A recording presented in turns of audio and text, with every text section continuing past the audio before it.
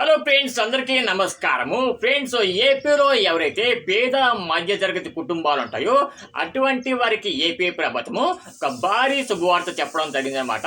So ఏపీలో September నెల నుంచి ప్రతి ఒక్క కుటుంబానికి కూడా ఒక ఫ్యామిలీ కార్డుని ఇవ్వాలని చెప్పేసి కూడా ప్రభుత్వం నిర్ణయించిందనమాట. ఈ ఫ్యామిలీ కార్డులో అసలు ఏమేమి ఉంటాయి, ఏంటి అనేదంతా కూడా డీటెయిల్గా చెప్తాను, ఎండ్ వరకు చూడండి. ఫ్రెండ్స్, ఏపీలో ఎవరైతే పేద మధ్య తరగతి వారు అలాగే వారితో పాటు దిగువ మధ్య తరగతి వారు ఉంటారో అటువంటి కుటుంబాలకు ఏపీ ప్రభుత్వము ఒక ఫ్యామిలీ కార్డును అందించాలని చెప్పేసి కూడా నిర్ణయించిందనమాట. ఈ ఫ్యామిలీ కార్డులో ప్రస్తుతం ఏపీ ప్రభుత్వం ఉంది కదా, ఏపీ ప్రభుత్వం ఏ పథకాలు తీసుకొచ్చిందో ఆ మొత్తం పథకాలన్నీ కూడా కార్డులో ఉంటాయండి. మీకు ఏ పథకం రాలేదు ఆ పథకానికి సంబంధించిన డీటెయిల్స్ అన్ని కూడా అందులో ఉంటాయన్నమాట. అలాగే మీకు ఏ పథకం రాలేదు ఆ పథకం యొక్క వివరాలన్నీ కూడా అందులో ఉంటాయండి. అలాగే ఎవరైతే ఈ పథకాలను పొందారో వారి యొక్క డీటెయిల్స్ కూడా అందులో ఉంటాయన్నమాట. వారు ఏ పథకాలు ఇంతవరకు పొందారో కూడా అందులో ఉంటాయన్నమాట.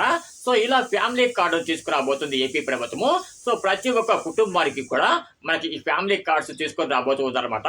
సో సెప్టెంబర్ నెలలో ప్రతి ఒక్క కుటుంబానికి కూడా ఈ ఫ్యామిలీ కార్డ్స్ అందజేయబోతుంది ప్రభుత్వము. సో ఎవరికైతే ఇంతవరకు పథకాలు అందలేదు అటువంటి వారికి పథకాలు అందేలాగా మొత్తం ఈ ఫ్యామిలీ కార్డ్స్ను ప్రభుత్వం తీసుకొని రాబోతుంది అనమాట. ఎందుకంటే ప్రతి ఒక్క కుటుంబానికి కూడా అన్ని పథకాలు అందాలని చెప్పేసి ప్రభుత్వము ఫ్యామిలీ కార్డు తీసుకొని రాబోతుంది అనమాట. సో కొంతమంది అంటూ ఉంటారండి, కొన్ని కుటుంబాల్లో కొంతమందికి కొన్ని పథకాలు అందవన్నమాట.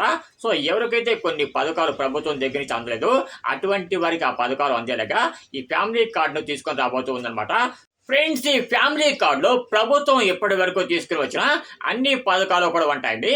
మీకు ఏ పథకం రాలేదు ఆ పథకానికి టిక్ చేసి మీ యొక్క దగ్గరలో ఉండే సచివాలయానికి వెళ్ళినట్టయితే వాళ్ళు ఆ పథకానికి అప్లై చేస్తారనమాట. వెంటనే ఆ పథకం మీకు వర్తింపజేసేలాగా వాడు చూసుకుంటారనమాట. ఇలాగ చాలా మంది చాలా పథకాలు రాకుండా ఇబ్బంది పడుతూ ఉన్నారండి. ఎవరికైతే ప్రభుత్వ పథకాలు అందడం లేదు అటువంటి వారికి ఫ్యామిలీ కార్డు అనేది ఎంతగానో ఉపయోగపడుతుంది అనమాట.